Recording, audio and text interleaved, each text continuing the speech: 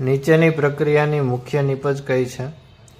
પ્રક્રિયક તરીકે અહીંયા NaOH વિથ C2H5OH એટલે કે આલ્કોહોલીય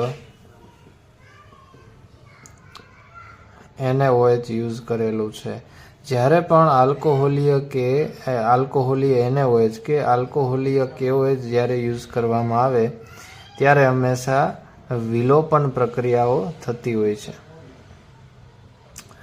અને એમાં મોટે ભાગે છે એ પાણીનો અણુ છે દૂર થતો હોય છે.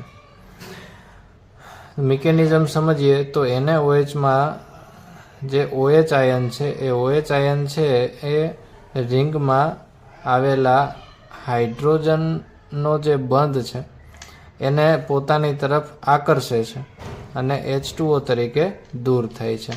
હવે આ હાઇડ્રોજન છે એ આ પોતાના બંધના જે ઇલેક્ટ્રોન હતા તે અહીંયા બંધ તરીકે દાન કરે છે એટલે કે અહીંયા ડબલ બોન્ડ બનશે.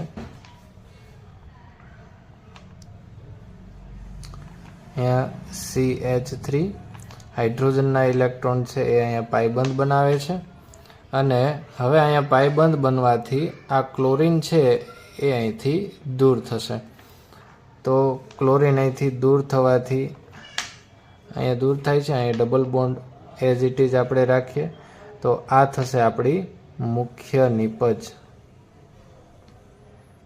જેમાં શું દૂર થાય છે તો કે H અને OH H2O તરીકે દૂર થશે અને Cl- છે એ Na સાથે જોડાઈને NaCl દૂર થશે.